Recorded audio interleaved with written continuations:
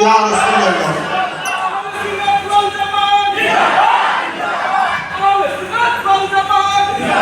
সাথে সাথে আলোচ করতে চাই নারী সংস্কারের মধ্যে সংস্কারের নামে যে সমস্ত পয়েন্ট, যে সমস্ত বিধিবিধান, যে সমস্ত ধারা উপধারা দিতে হয়েছে, সেখানে এমন এমন কিছু ধারা এসেছে যেটা সম্পূর্ণ কোরআনের বিরোধী, হাদিসে পাক বিরোধী।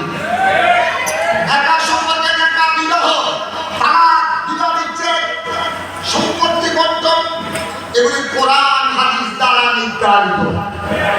এখানে কোন সংস্কারকের আলাদা নতুন করে এখানে নিয়ম কানুন প্রয়োগ করার ক্ষমতা রাখে না। যদি কোরআন সুন্নাহকে বাদ দিয়ে নিজস্ব অভিমত সেখানে প্রয়োগ করতে চায়, তখন এটা বুঝে যাবে ওই ব্যক্তি, ওই সংস্কারের নামে ওই পণ্ডিত, সে আল্লাহ থেকে বড় হয়ে গেছে, সে রাসূলুল্লাহ সাল্লাল্লাহু আলাইহি ওয়াসাল্লাম থেকে বড় জ্ঞানী হয়েছে।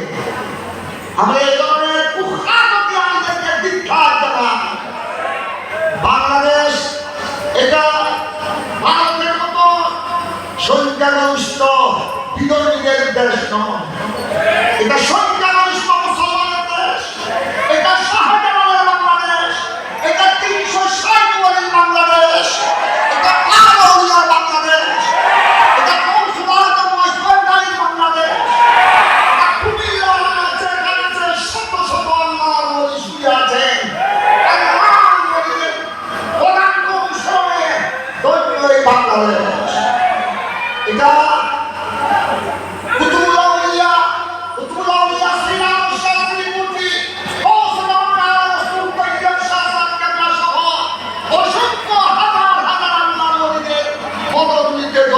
বাংলাদেশ। সুতরাং বাংলাদেশ তাদের পদগুলিতে আলোকিত হয়েছে, তাদের সীমার উপর খর্ব চালিয়ে, তাদের বুকে তলোয়ার চালিয়ে ইসলামের বিরুদ্ধে কোন সংস্কার মেলাতে পারি না। বাংলাদেশের শতকরা ৮৫% মুসলমান নাগরিক। সুতরাং আমরা আমাদের শ্রদ্ধেয় সম্মানিত রাষ্ট্রপতি যারা রয়েছেন, যারা আল্লাহওয়ালা, যারা রাসূল প্রেমিক, যাদের অন্তর রয়েছে আল্লাহর ওলিদের প্রতি মায়া মহব্বত, আমাদের দায়িত্ব হলো আপনাদের খেদমতে আমল করা, আপনাদের কান পর্যন্ত সুন্নিয়তের কোরআন সুন্নাহর বিবরণ তুলে ধরা। আপনাদের দায়িত্ব হলো বর্তমান যে সরকার রয়েছে অন্তর্বর্তীকালীন সরকারের কানে এটা পৌঁছে দেওয়া। সাথে সাথে আমরা আলোচনা করতে চাই, এখানে বাংলাদেশের জমিনে যেই সরকার আসুন না কেন, এক সরকার দিয়েছে আরেক সরকার এসেছে, আবার সামনে অন্য সরকার আসবে। আল্লাহ যাকে যখন দায়িত্ব দেন সে দায়িত্ব পালন করবে, এটার মধ্যে আমাদের কোনো আপত্তি নাই। কিন্তু আমরা এটা বলতে চাই, যেই সরকার আসুক নবী ওই সামনে কোনো কটূক্তি বরদাস্ত করা হবে না।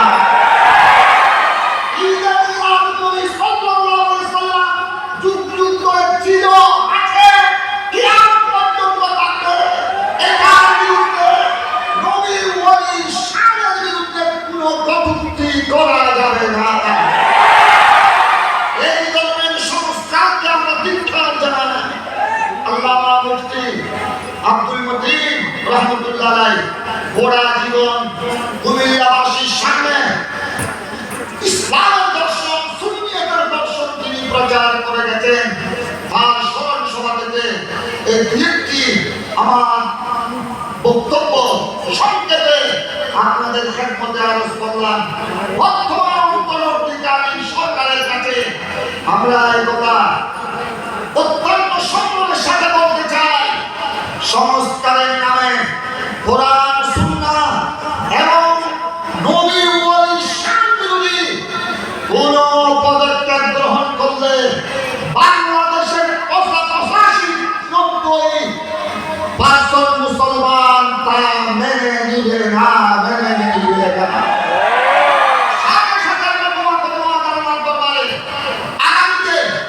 যাদের দ্বারা বাংলাদেশের উন্নয়ন হবে, আমার মাতৃভূমির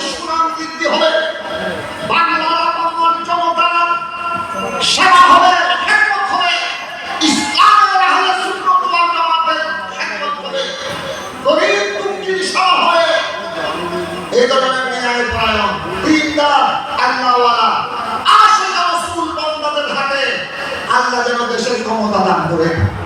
আমরা এই দোয়া পেশ করব।